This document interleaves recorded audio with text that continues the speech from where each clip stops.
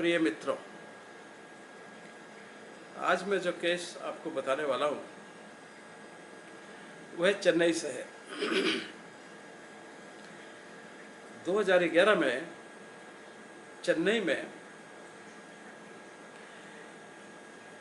चेन्नई से मेरे को एस संगेतीर IPS, जो कि उस पर DIG थे, SCB में स्पेशल क्राइम ब्रांच CBI के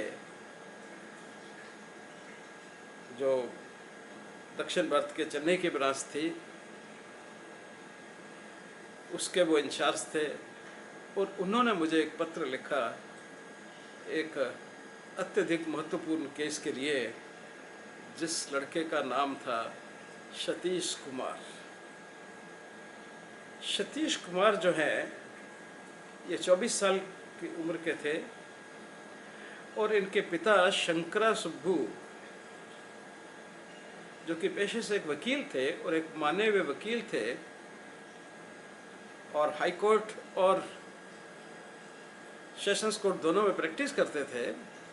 पिछले 31 साल से इनके पिता थे।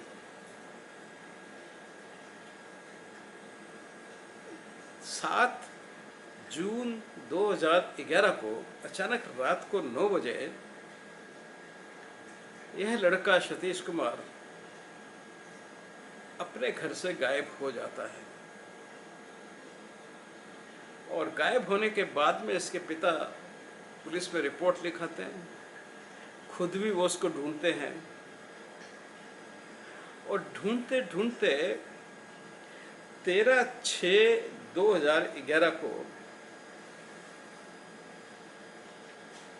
उसकी डेड बॉडी एक ICF फैक्ट्री थी चेन्नई में, और उसके पास एक तालाब था, उस तालाब में मिलती है।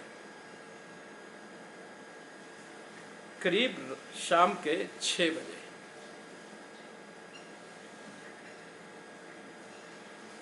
पुलिस को इन्फॉर्म किया गया। पुलिस ने 174 क्रिमिनल प्रोसीजर कोड के तहत अपनी कार्रवाई शुरू की।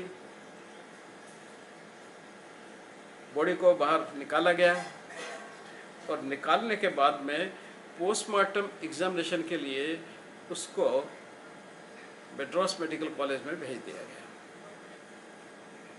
लेकिन मीन टाइम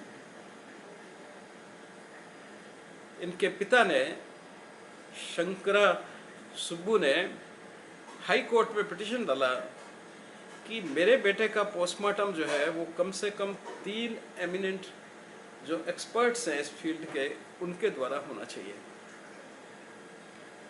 कोर्ट ने यथोचित ऑर्डर पास कर दिया,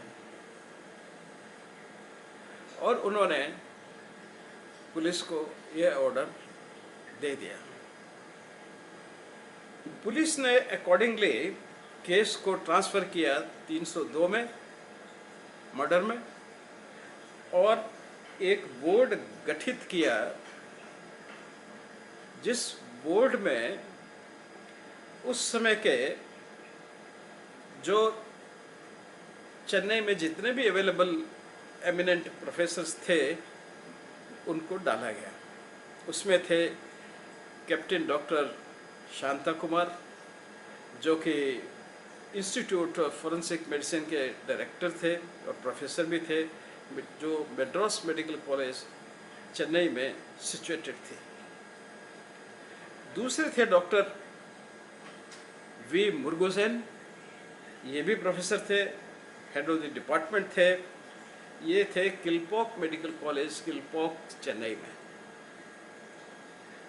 और तीसरे थे डॉक्टर P संपत कुमार, यह भी प्रोफेसर थे, प्रोफेसर एंड हेड थे फॉरेंसिक मेडिसिन डिपार्टमेंट के श्री रामचंद्रा मेडिकल कॉलेज में चेन्नई में, वो भी चेन्नई में ही स्थित है। तो इस तरह चेन्नई के उस वक्त के जो सबसे इम्पोर्टेंट और जाने पहचाने डॉक्टर्स थे, उनको इस बोर्ड में डाला गया। इन डॉक्टरों की टीम ने एक बड़ा ही डिटेल्ड पोस्टमार्टम और बड़ा सुचारू ढंग से एक पोस्टमार्टम कंडक्ट किया। उन्होंने अपनी ब्रीफ हिस्ट्री में मेंशन किया, ब्रीफ में बता रहा हूँ उसको, ज़्यादा डिटेल में जाने की आवश्यकता नहीं है, बहुत लंबी चौड़ी रिपोर्ट है। ब्रीफ में था कि उन्होंने उसकी हिस्ट्री में लिखा कि इनकी डेड बॉडी पानी में मिली, और जब पानी में मिली तो इनके दोनों हाथ खुले पड़े थे, लेग्स नीचे थी और ये पानी में फ्लोट कर रहे थे।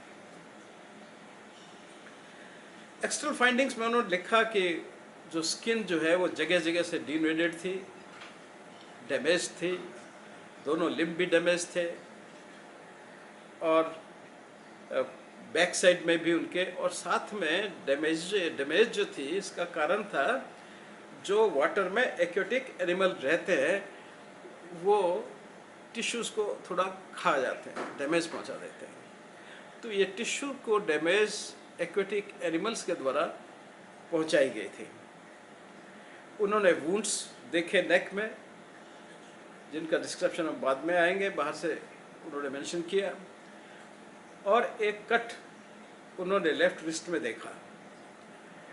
इसके अलावा उनको कोई एंटीमॉर्टम इंजरीज नज़र नहीं आई थी एक्सटर्नल सरफेस पे। और फिर उन्होंने बड़ा डिटेल्ड जो है वो इंटरनल एग्जामिनेशन किया, और इंटरनल एग्जामिनेशन में जो सबसे बड़ी, एक्सटर्नल और इंटरनल दोनों मिला लीजिए आप, उसमें जो सबसे ज़्यादा इम्पोर्टेंट इंजरी थी वो थी नेक रीजन में। इनके नेक रीजन में स्टर्नल नोज जो होता है, जो अपन ये हिस्सा रहता है स्टर्नल नोज बोलते हैं, इसे लेकर के, और क्रिकॉइड कार्टिकल यानी कि जो बॉयस फक्स रहता है उसका निचले का हिस्सा, उसके बीच में 4 मल्टीपल जो शार्प वेपन द्वारा किए गए वुंड्स थे, जो हॉरिजेंटली प्लेस थे और एक दूसरे के ऊपर ओवरलैप कर रहे थे, यानी कि क्रिस क्रॉस कर रहे थे। मेन वुंड वही थे, और साथ में एक जो विंड पाइप अपना रहता है उसमें एक छेद भी था। ये पूरा जिनका जो एरिया था वो 12 सेंटीमीटर लंबा और 1.8 सेंटीमीटर चौड़ा था, और 2.1 सेंटीमीटर डीप था, और ये भी सारा ब्लड से इन्फिल्ट्रेटेड था। जो रिस्ट का वुंड था उसमें भी ब्लड का इन्फिल्ट्रेशन और क्लॉटिंग प्रेजेंट थी, और यहाँ भी क्लॉटिंग और ब्लड इन्फिल्ट्रेशन प्रेजेंट था। तीसरी जो महत्वपूर्ण फाइंडिंग उन्होंने इसमें लिखी थी वह थी कि दाएं हाथ की उंगलियां, उस पर किसी शार्प वेपर्स के कटे हुए निशान।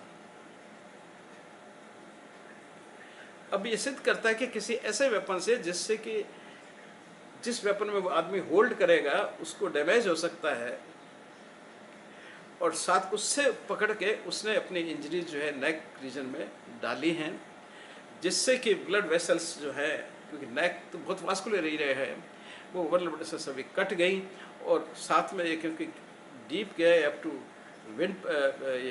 विंड पाइप तक डीप गया है, तो नेचुरली जो काफ़ी सारी जो ब्लड वेसल्स हैं वो कटी होंगे और उनसे प्रोफ्यूज ब्लीडिंग हुई होगी। उसी के कारण वहाँ पे ब्लड क्लॉटिंग ब्लड और इन्फिल्ट्रेशन ऑफ ब्लड था, और उसी के ज़्यादा ब्लड लॉस हो जाने से ही मृत्यु का कारण बनता है। अब प्रश्न उठता है कि भाई रिस्ट पे वुंड क्यों था?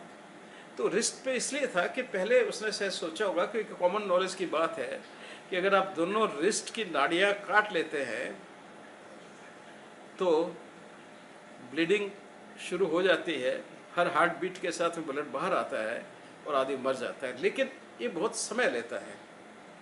हालांकि एक पेनलेस डेथ का तरीका है, पर ये समय लेगा, घंटे से ऊपर तक समय ले सकता है, क्योंकि हर हार्ट बीट के साथ में ब्लड गश आउट करेगा। तो इसलिए कुछ देर उसने वेट किया, जब कुछ उसको असर नहीं हुआ तो उसने अपने गले में वही कट लगा दिए, 4 कट उसने अपने गले में लगा दिए, जिससे उसकी ब्लड वेसल्स कट गई, ब्लीड हुई, और वो हेमरेजिक शॉक में चला गया, और शॉक से उसकी डेथ हो गई। यही ओपिनियन उनका था। मुझे जब सीबीआई हेडक्वार्टर चेन्नई ने वहाँ बुलाया तो हम सब लोग वहाँ मिले। मैंने उनसे रिक्वेस्ट कर दिया था कि आप जो बाकी के प्रोफेसर्स हैं उनको भी बुला लें, सो सहमति से हम एक ओपिनियन पे आएंगे। इसकी ज़रूरत इसलिए थी कि उनके फादर, जैसे मैंने बताया, वो एक एमिनेंट लॉयर थे, हाई कोर्ट में, सेशंस कोर्ट में प्रैक्टिस करते थे, और वो इस बात से कन्विंस नहीं हो पा रहे थे, और उनका एकमात्र पुत्र था कि उसने सुसाइड किया है। तो उनको उनको समझाने के लिए, और वो चाहते थे कि एक बड़ा बोर्ड बने, सीबीआई इसको इन्वेस्टिगेट करे, इसलिए कोर्ट ने सीबीआई को एक केस इन्वेस्टिगेशन करने के लिए दिया था, और इसीलिए सीबीआई ने मेरे को कांटेक्ट किया था, और मैं सीबीआई को ही वहाँ रिप्रेजेंट कर रहा था, यानी कि सीबीआई की मदद के लिए वहाँ गया हुआ था। लेकिन मैंने ठीक समझा कि अपने बाकी डॉक्टरों को भी बुला करके दिखाया जाए, तो उनसे डिस्कस किया जाए। वो सब अपने फोटोग्राफिक, क्योंकि बी शांता कुमार जो है वो अच्छे फोटोग्राफर भी हैं, काफ़ी अच्छे फोटोग्राफर थे, उनको फोटोग्राफी का शौक भी था। तो उन्होंने सारी पोस्टमार्टम प्रोसेस के वीडियो और वो फोटोग्राफी ले रखी थी, जिसको उन्होंने हमें वहाँ दिखाया, और हम कंसेंसली उन फाइंडिंग से कन्विंस थे कि हाँ, यह जो है सुसाइड है, बाई कट थ्रोट है, बाई सम वेरी शार्प।